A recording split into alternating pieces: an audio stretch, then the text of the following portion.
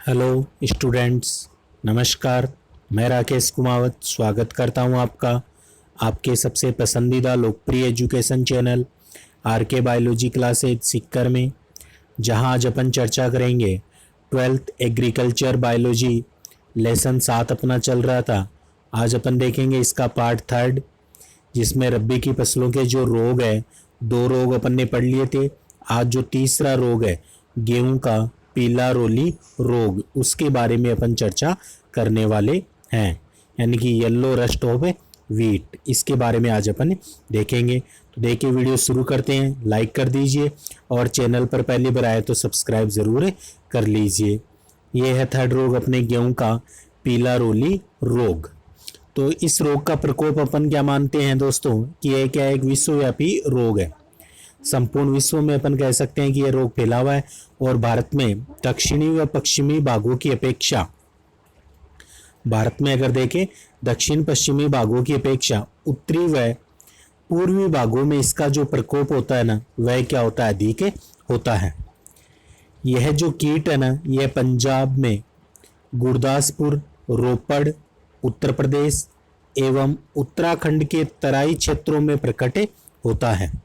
यानी कि वैसे तो विश्वव्यापी है ये रोग, लेकिन अगर देखा जाए भारत में अगर मुख्य रूप से देखें तो पश्चिम भागों की अपेक्षा उत्तरी व पूर्वी भागों में प्रकोप ज्यादा होता है। इसका जो कीट होता है ना, वह पंजाब में मुख्य रूप से गुरदासपुर, रोपड़, उत्तर प्रदेश, उत्तराखंड के तराई क्षेत्रों में प्रकट होता है।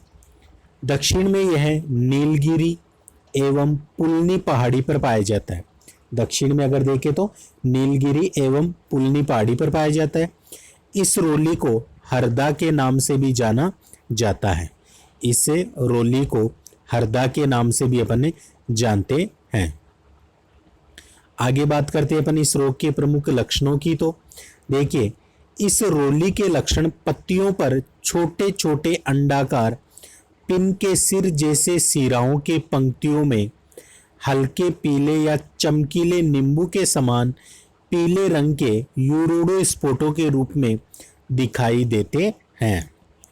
देखिए, कहने की बात यह है कि इसमें क्या होता है कि जो पत्तियां होती है ना गेहूं की, जो अपन मानते हैं पत्तियां, उनके ऊपर अपन मान सकते हैं जैसे कि अपने एक पिन आती है, तो पिन का जो सिरा होता है अंडाकार, उसके समान छोटे छोटे पीले रंग के या चमकीले नींबू का जो रंग आता है, पीला रंग, उसके समान अपन मान सकते हैं कि धब्बे से बने जाते हैं, जिन्हें यूरोडो स्पॉट कहते हैं।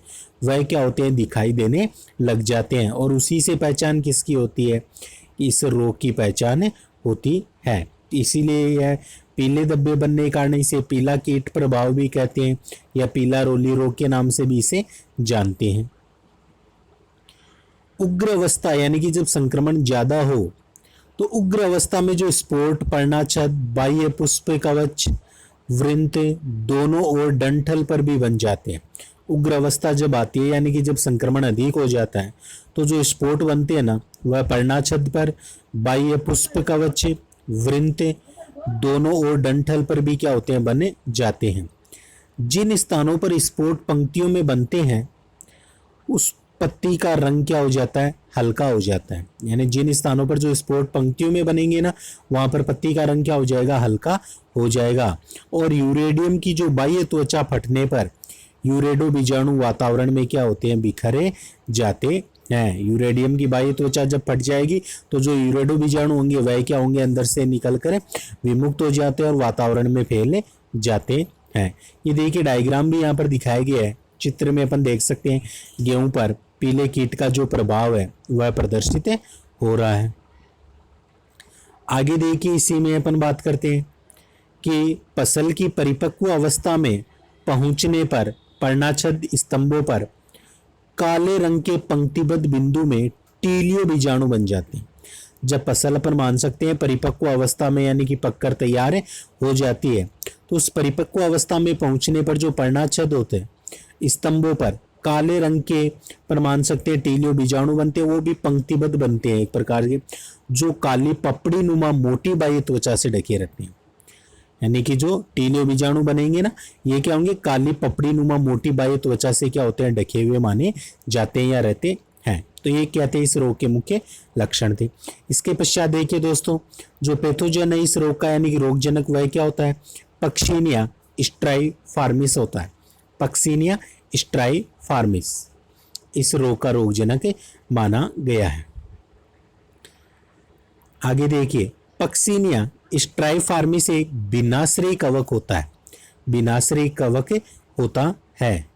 इसके यूरिडियम तथा टीलिया अवस्थाएं क्या होती है? प्राथमिक प्रपोषी गेहूं पर मिलती है और इस कवक का एकांतर प्रपोषी ज्ञात नहीं है। बिनाश्रयी कवक अपन किसे मान सकते हैं? बिनाश्रय यानी भिन्न भिन्न अलग अलग, आश्रय यानी डिपेंड रहना, तो अलग अलग पर ये क्या होता है? डिपेंड रहने वाला कवक होता है। इसके जो यूरेडियम या टीलिया अवस्थाएं जो होती है वह प्राथमिक प्रपोषी गेहूं पर मिलती है और इस कवक का जो एकांतर प्रपोषी होता है ना वह अभी तक ज्ञात नहीं है। यूरेडो बीजाणु गोलाकार, एक कोशिकीय तथा द्विकेंद्रकीय होते हैं। जो यूरेडो बीजाणु होते हैं ना वह गोलाकार होते हैं, एक कोशिकीय होते हैं और द्विकेंद्रकीय होते हैं। इनमें जनन छिद्रों की जो संख्या होती है वह कितनी होती है? 6 से 16 तक पाई जाती है। जरूर से याद रखना दोस्तों। इसके अंदर जो इसके बाद में देखेंगे इसका रोग चक्र।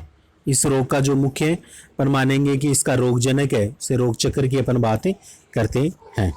तो देखिए, भारत में जो ये कीट है ना, ये कीट 1500 से 1800 मीटर की ऊंचाई पर स्वयं उग आए गेहूं के पौधों पर यूरेडो बीजाणु के रूप में जीवित बने रहते हैं।